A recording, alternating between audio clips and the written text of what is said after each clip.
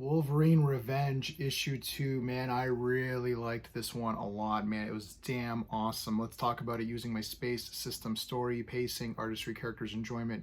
Each category gets a score between 0 and 2. 2's the best you can get in any category. I'm gonna give the storyline a 2. I gave it a 1.5 on the last issue. There was this asteroid M blew up, send out like a pulse, destroyed all of, like, you know, all the technology. So there's no there's no energy anywhere, there's no lights. It's like one of those EM pulses.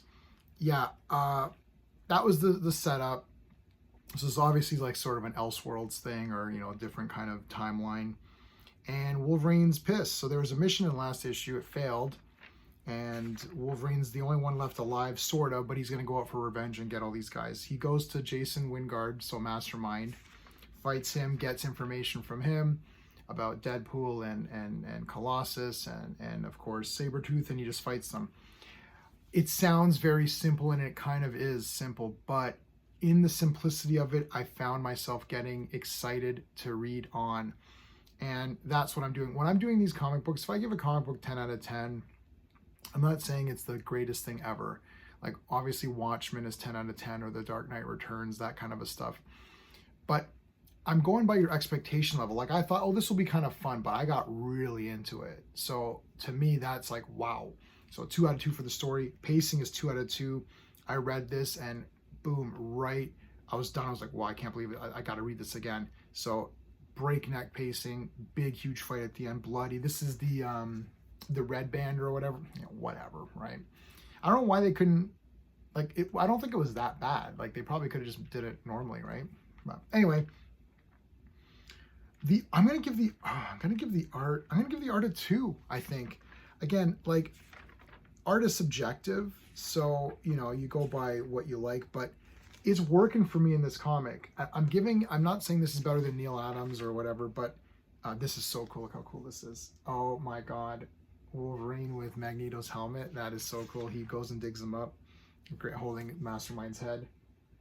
Yeah, I love the art here. I thought it was really damn good. So yeah, 2 out of 2. I'm not saying this is better than Alex Ross or something. I'm just saying that in this comic, it all comes together perfectly. While I'm talking about art, I do want to show you beardedshirts.com. This is my channel sponsor. I've shown this Dazzler shirt many times, but I love it. I've also got the first appearance Dazzler shirt. They do these print all over things. It's really cool. They have new fabric now, so there's more cotton. That was a polyester. There's a more cotton feel to the new fabric, so you check that out.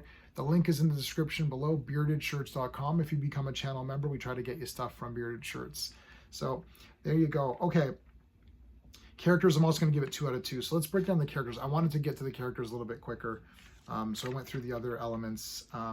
Nick Fury, very interesting here in the beginning. He's sort of down, and I don't want to spoil too much, like, with what kind of happens there, but it's very quick. It's a couple of pages, and we get right to Danny Moonstar. I love Danny Moonstar. She is so cool to me. One of the first New Mutant comics I ever read. I don't remember the issue number, but it was like her going out, and she was having issues. It was, I don't know if she's being picked on, or there was some kind of prejudice there or something. You know, it's a mutant book, so you're going to have that stuff. And just the way that she did it was really cool. I like the Demon Bear stuff. You do see the Demon Bears here for a second, which is kind of neat. She is so awesome. Obviously Wolverine, who is my second favorite Marvel character. Like, he's great in this. I love how smart he is with Sabretooth. Sabretooth is awesome in here. Mastermind, great thing here with Mastermind, where he's like trying to control him, and then Wolverine's got the Magneto helmet, so it's like it doesn't work. That was cool. Forge is great here. Now, some people might be disappointed with what happens with Sabretooth and how it happens, and it's kind of fast, but I think it was kind of neat. Like, again, this is an Elseworlds thing. This isn't they're not saying that, you know, this is what actually is going to happen. So it's just a for fun comic.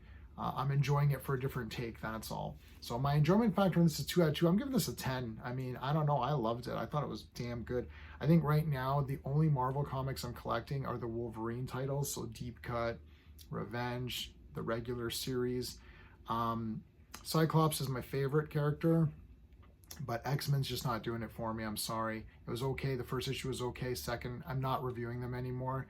I'm trying to only review comic books that I buy in physical format. I have been doing a lot of digital purchases, but I just don't want to do it anymore. So some of my like 2000 AD won't be reviewed because I'm getting a digital. I will review the Megs, the Judge Dredd magazine, because I am buying that comic. I'm trying to buy less and less physical comics because they're just not as interesting to me. There are a few like Conan, which I'm buying physical, but I'm not reviewing. Some things I'm just reading for fun. But I'll continue to cover all Wolverine related stuff because this is the only good things from Marvel that's coming out for me.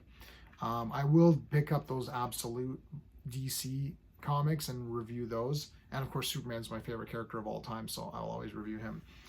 If you like my space system, please like the video. Consider subscribing to the channel. That's it. Thanks, guys. Until next time.